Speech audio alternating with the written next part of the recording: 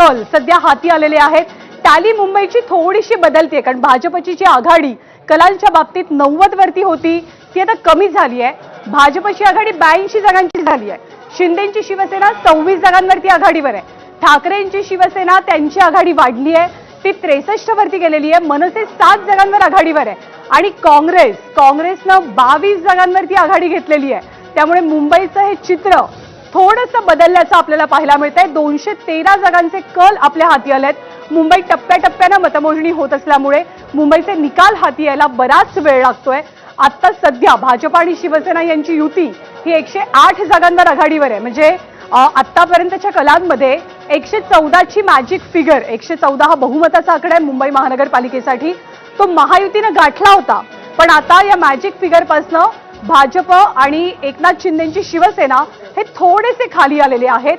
ठाकरेंची आघाडी 63 जागांची झाली आहे, मनसेची 7 जागांची।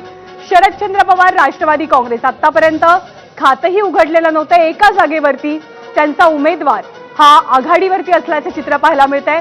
काँग्रेसनं 22 जागांवर आघाडी घेतली आहे। अजित पवारांची राष्ट्रवादी 2 जागांवर, तर इतर 10 असं मुंबईचं चित्र आहे 213 जागांचं।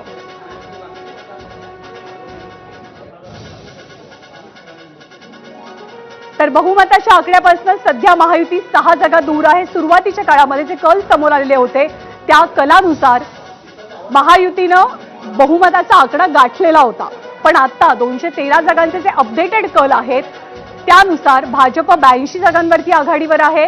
एकनाथ शिंदेची शिवसेना 26 जागांवर, त्यामुळे महायुतीचा एकूण आकडा हा 108 चा आहे।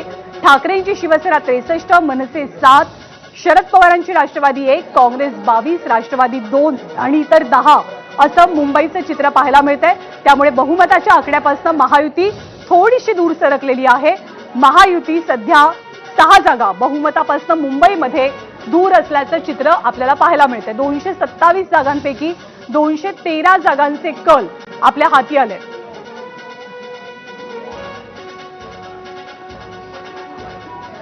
त्यामुळे आता उत्कंठा वाढलेली आहे, मुंबईमध्ये नेमकं काय होणार, कारण मुंबईची टॅली ही थोडीशी बदललेली आहे। इथे एकेका जागेची